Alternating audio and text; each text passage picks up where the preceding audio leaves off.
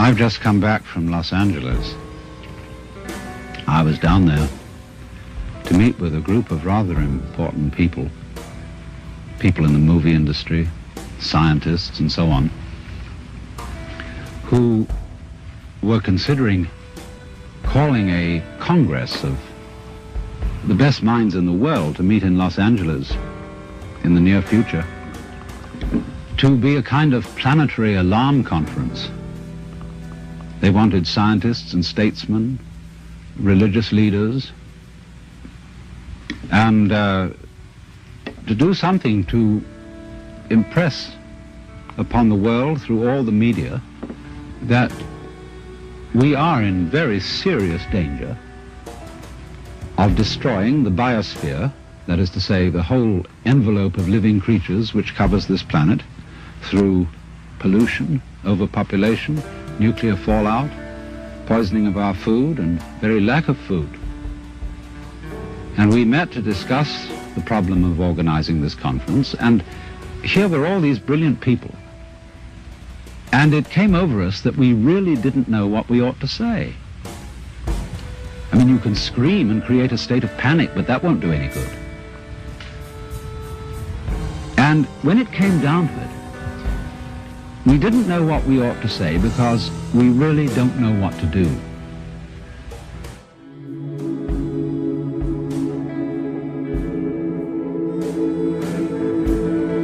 The goal of impersonal evolutionary enlightenment is to literally transform the very world we're living in.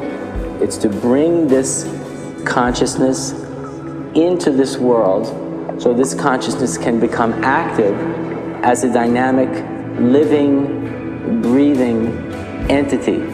What makes it so extraordinary and so unique is that the liberation of this consciousness and the potential for this extraordinary revolutionary transformation is entirely dependent upon the autonomous individuals coming together as that one being in perfect and unbroken submission to that one goal. Is it possible for the mind not to have these images, conclusions, beliefs, memories, prejudices, fears, and without having those screens, just to look?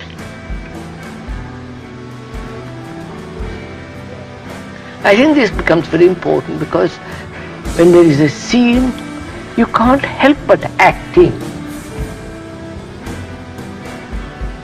There is no question of postponement. When action is based on a belief, a conclusion, an idea, then that action is time-binding. And that action will inevitably bring conflict and sorrow, regrets and all the rest of it. So it becomes very important to find out what it is to see, to perceive, what it is to hear. Do I ever hear? And so the consensus of almost everybody at the meeting was that in some way or other, the human race has to learn how to leave the world alone and let what is called the natural homeostasis, that is the self-balancing process of nature, take care of the mess. Now, how are we going to do that?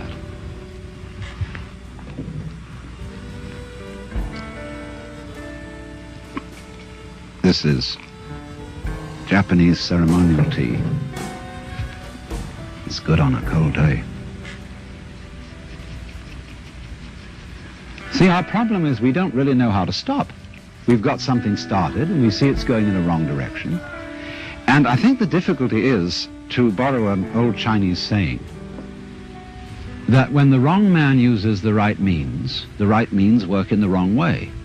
In other words, there's something wrong with the way we think. And while that is there, everything we do will be a mess. Now, what is it that's wrong? Now, as far as I can see, the basic mistake is that we've invented this wonderful system of language and calculation, and that it is at once too simple to deal with the complexity of the world. And also, we are liable to confuse that system of symbols with the world itself, just as we confuse, say, money with wealth. Now, what is our personality? Our personality is what we call our image of ourselves, and also our thought about ourselves, our idea of ourselves. This is the person.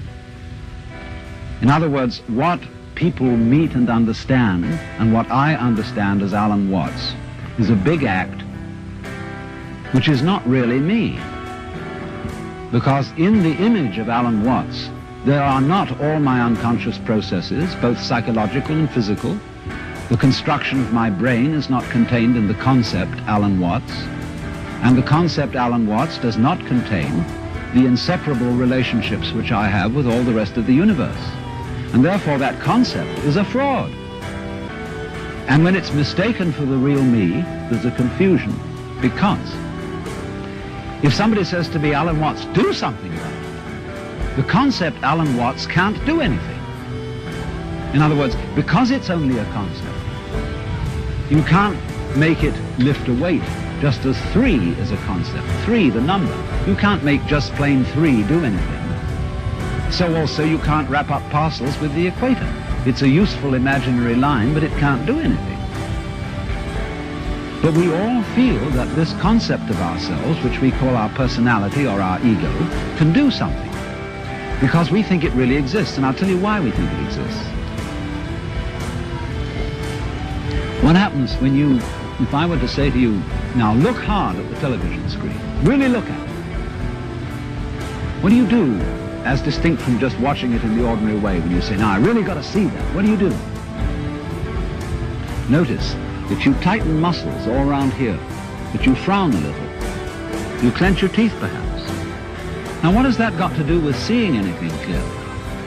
It has absolutely nothing to do with it. Same thing when you listen carefully. Now listen, catch everything that's said, or you start tightening up around your ears. That has nothing to do with hearing clearly.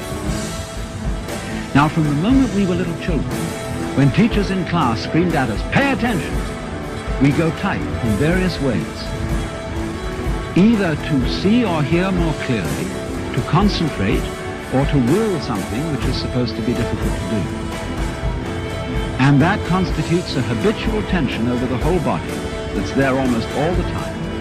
And that feeling of unnecessary tension is, as it were, the material sensation upon which we fasten this concept of I. We hang it on to that feeling. The concept is not us.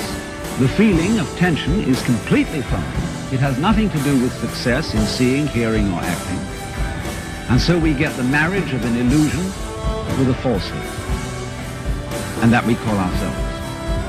And no wonder we feel cut off from everything, alienated, frightened of life and death. So what has to happen is we have to come back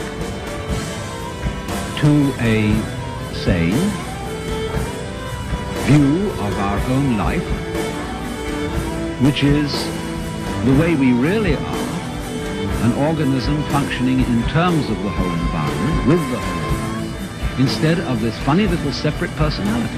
But how are we going to do that? People say, oh, you can't change human nature overnight. You're asking us to give up the ego. And that's the most difficult of all things to do. Actually, it isn't. Because the ego doesn't exist. But of course, if you try to give up your ego with your ego, then it will take you to the end of time.